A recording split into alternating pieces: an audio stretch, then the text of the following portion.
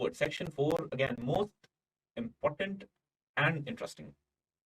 इसके अंदर आप किसी भी कॉन्सेप्ट को बिल्कुल सिरे से आप निगलेक्ट नहीं कर सकते, जैसे हमने पढ़ाया। इस सेक्शन की सब सेक्शन तो कोई नहीं है, लेकिन हर चैप्टर एक सेक्शन। रिसेंट कॉन्सेप्ट्स बहुत इवॉल्व कर रही है जी क्रिमिनोलॉजी, तो इसमें टेररिज्म क्या है, रेडिकलिज्म क्या है, टेररिज्म और रेडिकलिज्म में क्या फर्क है, दहशतगर्दी और बुनियाद परस्ती में क्या फर्क है। हमारे यहाँ उर्दू में तो टर्म्स यूज होती हैं, ये इंटरचेंजेबली क्यों यूज होने लगती हैं, ये बात फ्रीडम फाइटिंग और टेररिज्म के दरमियान जो एक फाइन लाइन है, इसको कैसे देख रहे हैं। मगर इसमें हम थेरेटिकल और आइडियोलॉजिकल डिबेट्स में जाने की जगह इसको क्रिमिनोलॉजिकल पर्सपेक्टिव में देखें कि ये क्यों हो रहा है, इसको कंट्रोल कैसे किया जा सकता है और इसके कंट्रोल के क्या इदारे। ठीक है जी।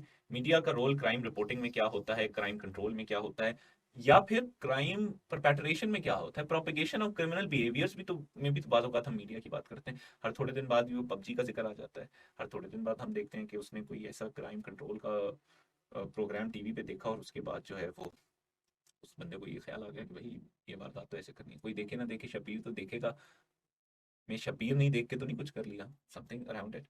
मीडिया क्राइम को कैसे रिप्रेजेंट करता है, किस तरह से certain categories of crimes are given more importance and certain are neglected and ignored altogether। Human rights क्या है जी, ह्यूमन राइट्स का क्या ताल्लुक है क्रिमिनोलॉजी से है? हम तो ये सिर्फ पॉलिटिकल साइंस और इंटरनेशनल रिलेशंस और करंट अफेयर्स में पढ़ते थे, ये कहाँ से आ गया जनाब यहाँ पे। और ह्यूमन राइट्स वायलेशन और क्राइम अगेंस्ट ह्यूमैनिटी, इनका क्या लेना देना।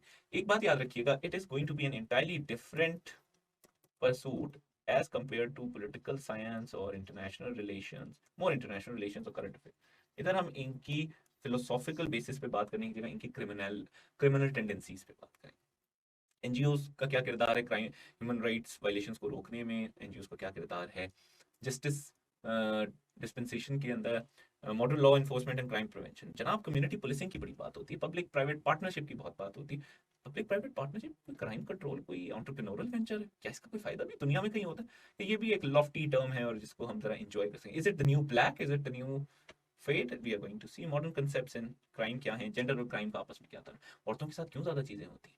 जब हम कहते हैं नॉट ऑल मैन, तो बाज़ औक़ात ये क्यों गलत होता है, ये मी टू के बेसिस क्या है। क्या जब औरतें ये शिकवा करती हैं कि सोसाइटी उनके साथ डिस्क्रिमिनेट बिहेवियर रखती है, क्या सोसाइटी, ये बात सच है, वैसे तो ये सच है लेकिन कैसे सच है इसको देखें। क्या जब औरतें ये बात करती हैं कि डिसप्रोपोर्शनेटली सेक्सुअल असॉल्ट्स के क्राइम, जेंडर वायलेंस के क्राइम, डोमेस्टिक वायलेंस के क्राइम्स में वो विक्टिम है, क्या इस बात में कोई सच्चाई भी है? let's let's explore in the future sections। are we going to definitely, urbanization बहुत ज्यादा हो रही है, रूरल से अर्बन सोसाइटीज बन रही हैं। हम में से जिन्होंने सोशियोलॉजी रखी, मैंने तो रखी और बहुत शौक से रखी, तो अर्बनाइजेशन का एक कॉन्सेप्ट हमने पढ़ा है। अर्बनाइजेशन का क्या ताल्लुक है जी क्राइम से? ये सोशल वैल्यूज और अब क्राइम भी आ गया दरमियान में।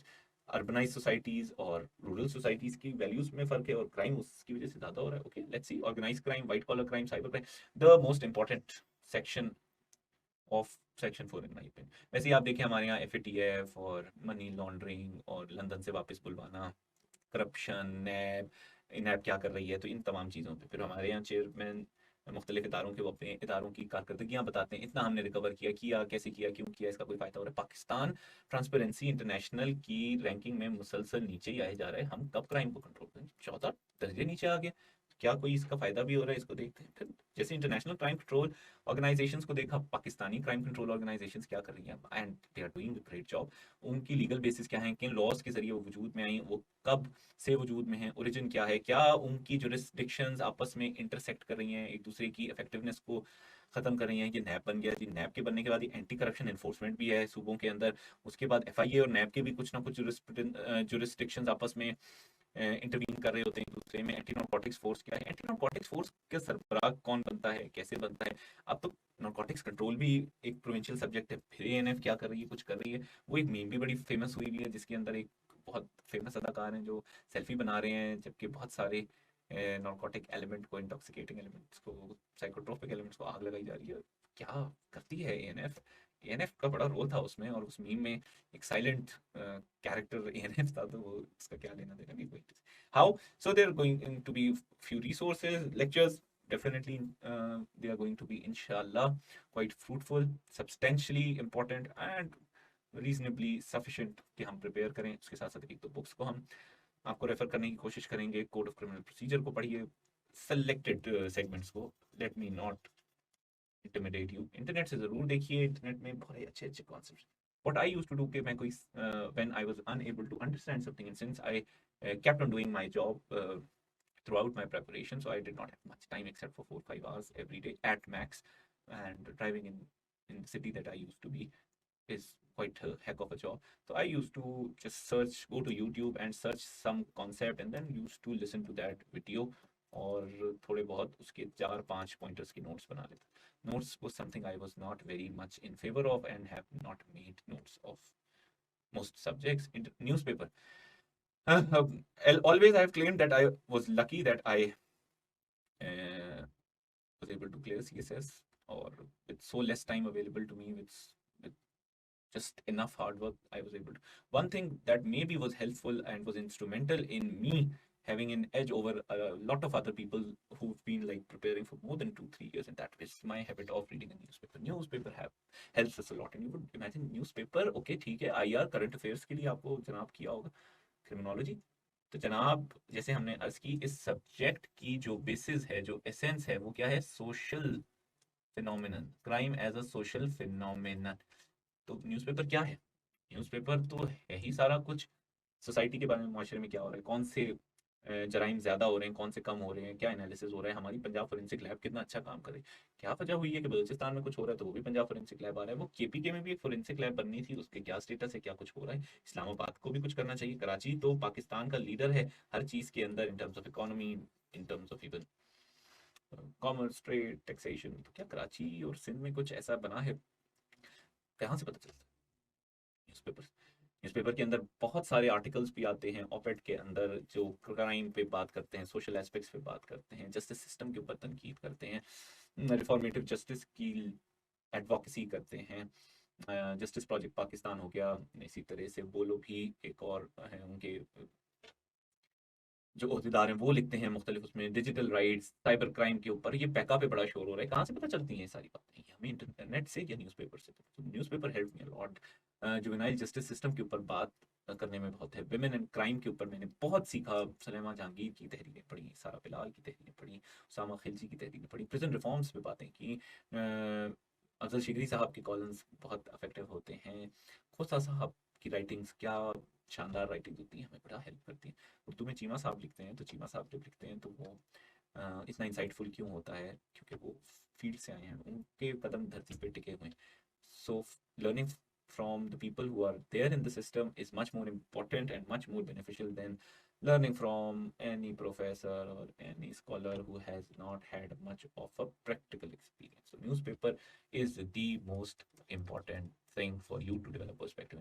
If anyone asks me what did I do differently with so less effort, so one, I used to pray a lot, I must say, and I think it was answered. The other thing is I was fond of reading newspaper, not now, without even CSS occurring to my mind.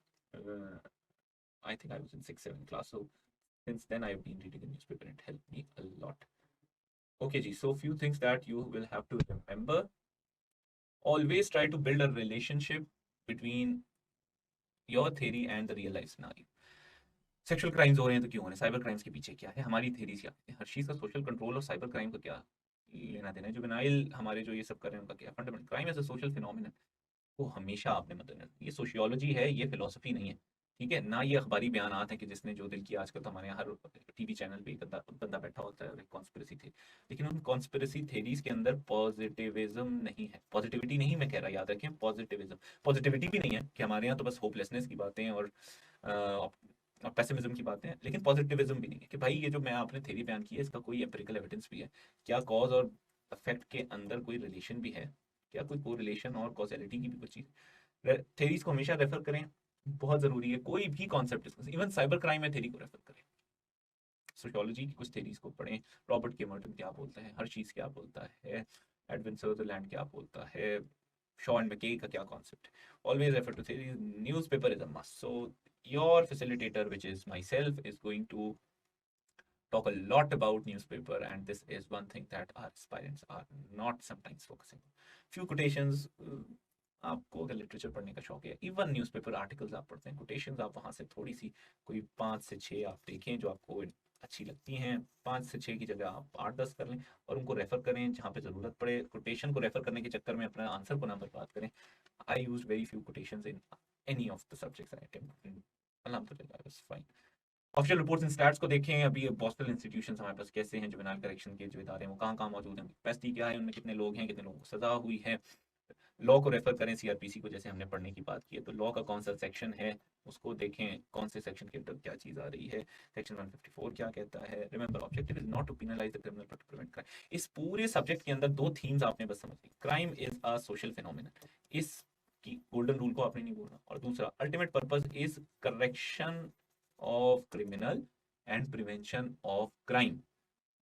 हमने उसको सूली पे चढ़ा के कुछ हासिल नहीं करना, ये एक नॉन यूटिलिटेरियन अप्रोच है। ये भी हम इस आर्गुमेंट को भी बिल्ड करें। दो चीजें, correction and prevention and social phenomena, इन दो चीजों को याद रखें। जहां आपको अपनी राय कायम करने में दिक्कत हो रही हो, आप इन दो में से किसी एक लाइफलाइन से मदद ले सकते हैं। Either crime as a social phenomena and the other that ultimate objective is to prevent crime. Your perspective analysis is very important. Always at the end of your answer, do let the examiner know what do you feel about it. Whatever information before this segment you are going to provide for is maybe known by the examiner because you are referring to some known source. One thing that is always going to be unique, and that is your analysis. And it has to be an educated analysis. It has to be an aware analysis.